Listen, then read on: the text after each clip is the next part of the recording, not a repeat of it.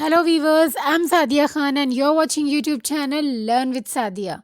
My topic for today's video is root and its modifications. In our previous video we discussed taproot modifications and now we will see adventitious root modifications.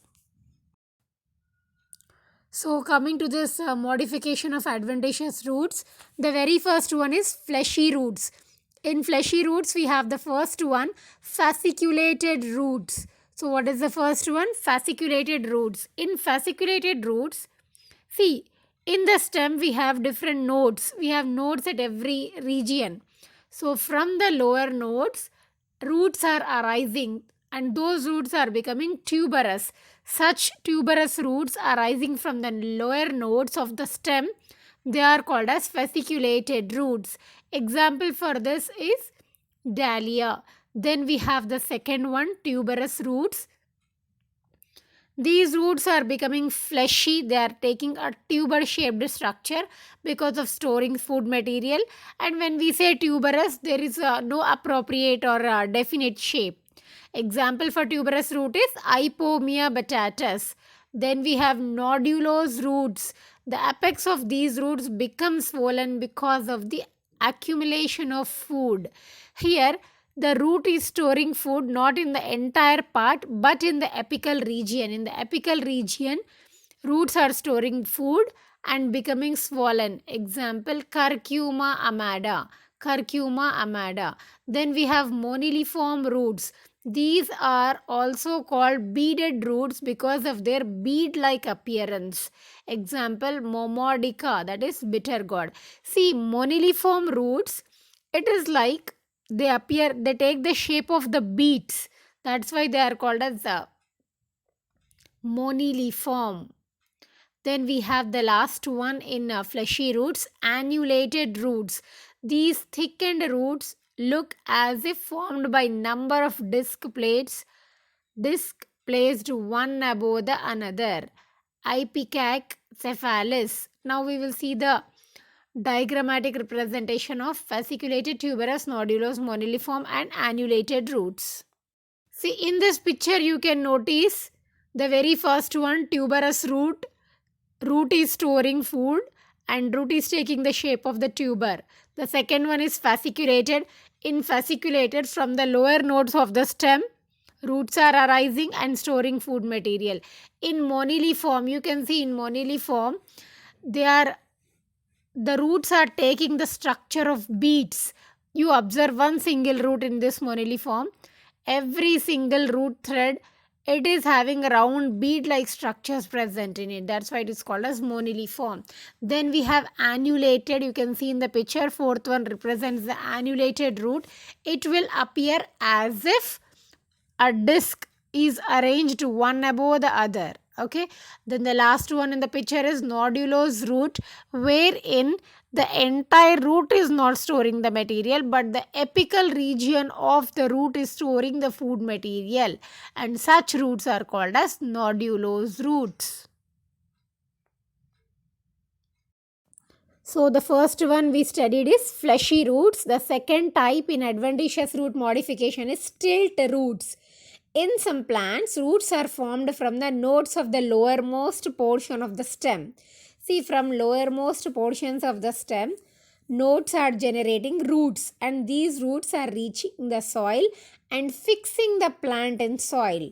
So these stilt roots are almost similar to prop roots of the taproot modification, and these stilt roots, they are also providing anchorage to the plant. Here we have an example of screw pine, Pandamus tinctorius, called as screw pine. Okay.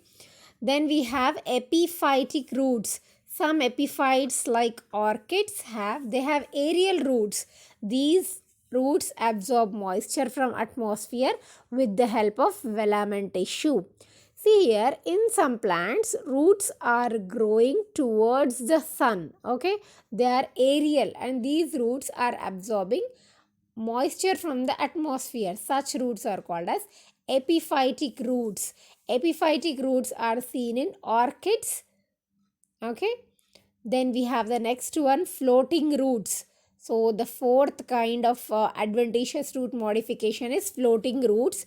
These roots have air present in them that makes them inflated and spongy. See, if we are filling air in something, it becomes inflated, it will get spongy nature, and due to buoyancy the plants project above the level of water, help them float. Example, juicea is a plant. See, floating roots are nothing but they are absorbing air, and because of buoyancy property they are floating on the surface of the water. That's why they are called as floating roots. Then we have the fifth type, assimilatory roots. In some plants, roots develop chlorophyll, okay, tinospora and trappa.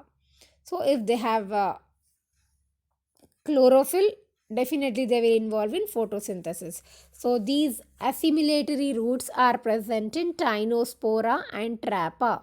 Then the last one on the list is root thorns. So totally there are 6 adventitious root modifications: fleshy roots, stilt roots, epiphytic roots, floating roots, assimilatory roots, and root thorns.